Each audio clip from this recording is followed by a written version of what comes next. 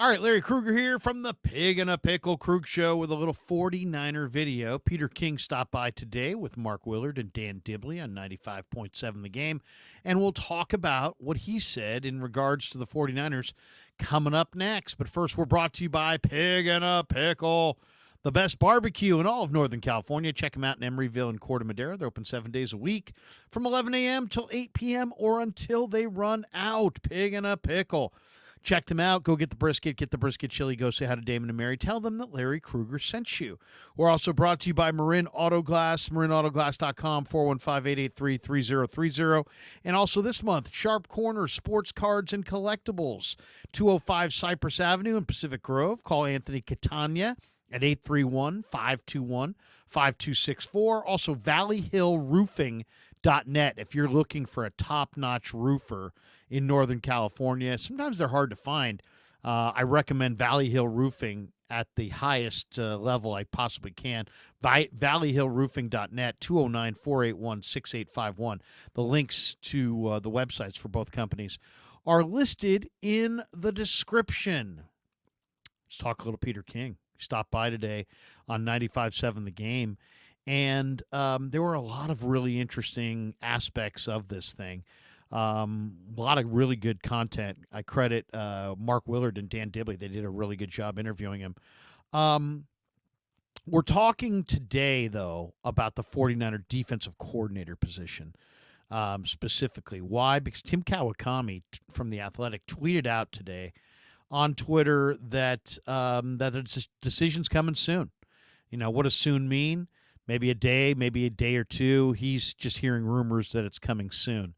So let's talk a little bit about that, because I think that's an interesting thing. I mean, are the 49ers going to go, Steve Wilks is out and the 49ers are moving on. And they asked Peter King about Steve Wilks and this whole defensive coordinator pursuit. And Peter said, hey, look, Steve Wilks was asked to come in and coach a scheme that he hadn't coached before. And according to Peter, that Wilks and some of the players from the people that he talked to had some friction at times. And he acknowledged that it's not a great look because the defense played pretty well in the Super Bowl. But in Peter's mind, Kyle Shanahan made what he termed a painful move, but it really had nothing to do with scapegoating Wilks for the season or the Super Bowl loss. It's just that they want to have a guy that they feel comfortable with going forward in this position, and they didn't feel like it was a natural fit bringing Wilks in. Now, who is the next defensive coordinator? And Dibbs asked that question. Is it going to be somebody with a big name? Pete Carroll, Mike Vrabel, Bill Belichick. He threw out those three names. And Peter said, he instantly kind of gravitated to the Belichick name. Of course, anybody would, right? Because Belichick's one of the great defensive coaches in the history of football. He's unemployed. There were, 7 or 8 coaching openings. He got none of them.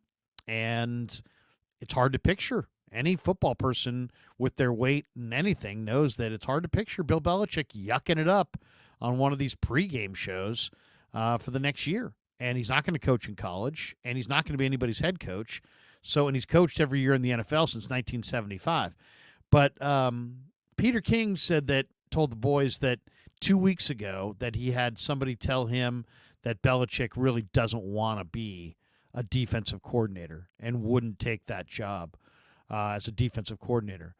But Peter points out that Belichick's 72 and that, the phone's not ringing and all the jobs are filled, and that if he's going to be involved in pro football on any level this year outside of media, yucking it up on the TV or radio, he's going to have to be a DC somewhere. And would he be willing to take a DC job? And then Peter said, hey, look, Bill Belichick's 72, and what a story that would be if he got the 49ers over the top. He said he thinks that it would directly land him another head coaching gig. Peter went on to say, I would not be shocked at all if Kyle Shanahan picked up the phone and offered the gig to Bill Belichick. So I thought that was really interesting. The other thing that he said was that he kind of felt like Pete Carroll was an interesting candidate because he knows this defensive scheme so well. that that Pete is very familiar with the scheme that the Niners employ right now. And so he said he wouldn't be shocked at all if Kyle picked up the phone and offered the gig to Belichick or to Pete Carroll. Didn't say anything really about Vrabel. But here is Peter King with the boys, and then we'll talk a little bit more about it and some of the other things he said as well. Here's Peter King weighing in on the 49ers' pursuit of a replacement for Steve Wilks at defensive coordinator. And you think about that next person, are you imagining that they go with somebody inside the system, or does he try to reach out for maybe a higher profile head coach, former head coach, Vrabel, Carroll, Bill Belichick, bring in somebody with a little gravitas to maybe try to shore things up on a number of fronts? Well, about 2 weeks ago, somebody told me who knows Belichick, and look, maybe things change because he's sitting out there unemployed now, and he knows that all he's going to do is have a soft job in the media, and who knows whether he'll ever have another chance. But I had heard that Belichick absolutely did not want to be a coordinator. Now, maybe times have changed. Can you imagine if Bill Belichick at age 72 comes in, makes all the difference with the Niners, forms a partnership, a bond with Bosa, with Warner, with Armstead, and basically they get this franchise over the top, and it leads for him to be the head coach of Team X next year. It'd be one of the coolest stories, maybe one of the coolest stories in NFL history. I mean, to me, how great would it be? But again, a guy actually is going to have to want to do that. I think a little bit, just a little bit of an interesting candidate would be Pete Carroll. And again, I have no idea if Pete would want to do it. It's an interesting thing because it's basically a defense that he is extraordinarily familiar with. And so, I don't know, those are interesting things, but I would have to know a little bit, which I don't know right now, of what exactly is going through Kyle Shanahan's mind as he's doing this. And I'm telling you, okay, like, remember a couple of weeks ago we were talking about the fact that Kyle Shanahan legitimately did reach out to Tom Brady and, wanted him to come in last offseason to see if he would come out of retirement and, play for the 49ers this year. So, and look, Kyle wasn't volunteering that information.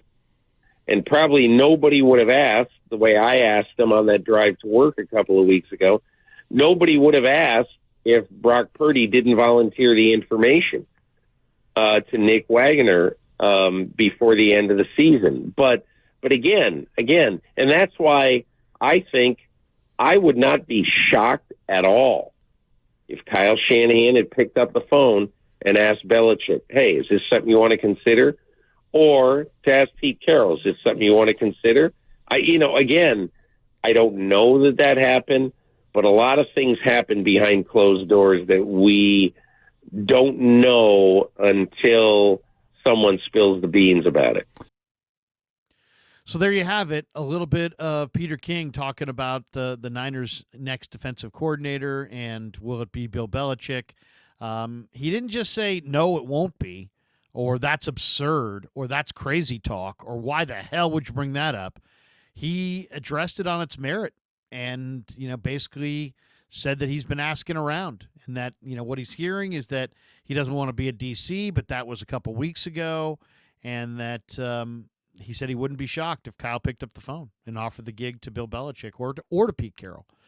There were a couple other things in this Peter King interview that I thought were really interesting as well, as far as anecdotes. And probably the one that stands out the most is we'll save the Ayuk stuff for a different video because we can make a whole different video on what he said about Brandon Ayuk. But he went on to say that Shanahan is not blameless in the Super Bowl loss, that maybe he should have gone over the overtime rules with his team. and had them a little bit better prepared. Um, he also kind of referenced how whether you take it, first or second, that there's many analytics people that believe that it really is important that third possession. So it's not crazy talk that Shanahan, threw out there as his reasoning for why he took the ball first in overtime. And then he also mentioned, hey, look, the Niner defense played, 11 or 12 snaps on the final drive. They also played 38 snaps in the second half. And that even though that wasn't the reason that Kyle cited for why he took the ball in overtime, that, obviously could have played a factor as well. But I thought the real interesting aspect of this interview outside of some of those things and things that we've already covered is that Peter believes that the 49ers need to commit to improving the right side of their offensive line, saying it has to be a priority. And the stat that he used was an incredible stat that Kansas City this year led the NFL in unblocked blitzes by their defense. And they had 9. Spagnuolo cooked up 9 unblocked blitzes where defenders are getting an open run at Brock Purdy in the Super Bowl. 9. I mean, that is a ton. And so, he basically sent the message that, hey, look, whatever the Niners do this offseason, they got to get O-line help, and it's got to be a priority. And I agree with that wholeheartedly. This is a great tackle draft. They got to get a top-tier tackle, and they may need to get a couple of offensive linemen in this draft. I mean, there's a bunch of guys I like: J.C. Latham, Talieisi Fuaga from Oregon State, one of my favorites. I like Ladarius Henderson from Michigan quite a bit. Christian Jones, I believe, from the University of Texas. He stands out. Javon, what's Javon's last name? Javon, I forget, for Missouri. Javon Walker, maybe. Tremendous talent. Wears number 76 for Missouri. He said, hey, look, the Niners need to get O-line help ASAP. Then he was asked about Dre Greenlaw, and he said, you know what, I know, Greenlaw's in a weird spot right now because of the injury and the salary and the cap and everything else. But he said, hey, I'd try to get Dre Greenlaw signed, and he kind of threw out the anecdote that Mahomes, if you watch the live mic of Super Bowl 58, you see Mahomes after Greenlaw is just dialed up all kinds of intensity. And he's yelling on his sideline, guys, we need to ratchet up the intensity. We got to bring the intensity that they're bringing. And a lot of what he was referring to was, Bosa and Young and Armstead, but a lot of it was Greenlaw. And, and Mahomes, talked about how Greenlaw brought this incredible intensity. And who knows, maybe Greenlaw will be healthy by September. Maybe he won't be. But that's, he said he tried to get Greenlaw signed, and I agree with that wholeheartedly. The other thing that he said, I've heard the Joey Bosa talk. And yeah, maybe you can go get Joey Bosa. And I don't even know who's throwing that talk out there. I did a video on it, but I can't believe he's referring to my video. But yeah, if you can get Joey Bosa, maybe Joey Bosa is a nice guy to pick up here in the offseason with so much turnover on your defensive line. And then they finished up talking about Brock Purdy. And he just said, hey, man, what we've seen thus far from Brock Purdy is really remarkable. And he talked about how he sat down with Tony Romo at practice on Wednesday before the Super Bowl. And Romo was very concerned. And Romo talked about this in the broadcast. Oh, man, wait until Brock Purdy gets into this environment. And how is he going to respond? And how's it going to go? And Romo told Peter King, I guess on Wednesday, he loves Purdy and how unflappable he is. And then in the ultimate, situation where he may get nervous, Super Bowl 58 and everything that goes into the Super Bowl, Purdy began 8 of 9 in that first half in Super Bowl 58. And Peter just said, hey, man, I just don't think money's going to change Brock Purdy. So really good stuff from Peter King, really good stuff from Willard and Dibbs. Check it out on 95.7 The Game's Twitter page. They tweeted it out. Great stuff, though, and hope you enjoyed the video. So, to wrap this up, Peter basically just said, he would, if he could sign Dre Greenlaw and get him signed, he would. that obviously the Purdy payday's coming, so maybe the 49ers will put off paying the wide receiver till later. He acknowledged that Belichick definitely is somebody that Shanahan may have picked up the phone and offered the DC gig to. He also acknowledged that Belichick, according to the people that he talked to, really didn't want to be a defensive coordinator this year, but maybe his mind has changed. And then he just talked about how when KC got 9 unblocked runs at Brock Purdy in this game, that the 49er offensive line got exposed a little bit, and the Niners' right side of the O-line has to be a priority going forward. And then also on the the Greenlaw get Greenlaw signed. Go get Joey Bosa if you can go get him for a reasonable amount of money. He liked that idea, and but to me, it was the overwhelming thing was that if you watch this Super Bowl, KC had 9 unblocked runs at Brock Purdy, and that's just too many. And the Niner offensive line didn't stand up as well as it needs to, and they need a real right tackle. I'm nothing against Colton McKivitz. I love Colton McKivitz, but I think Colton McKivitz would be like best as a center or a guard or kind of like a jack of all trades, maybe your 5th lineman, your 6th lineman, where he's playing off the bench in a number of spots. He could really help a team because he can play every spot. He's smart and he's tough. So, but they need a big-time blue-chip right tackle. I mean, this is the NFL. You got to have, I don't know if it's Fuaga. I don't know if it's Latham. I don't know if it's, who it is. Henderson, the kid from Missouri. But Javon Foster. I kept wondering his name. Javon Foster is his name. But they got to improve the offensive line, especially the right side, and maybe even a little bit on the left side because you don't know how long Trent Williams is going to play. So there you go. Thanks to all of you guys for supporting the Krug Show. Thanks to Pig and a Pickle for being the title sponsor. Thanks to all of our sponsors. And once again, thanks to all of you guys for, as we approach 40,000 subs, thanks for tuning in to the Krug Show on YouTube.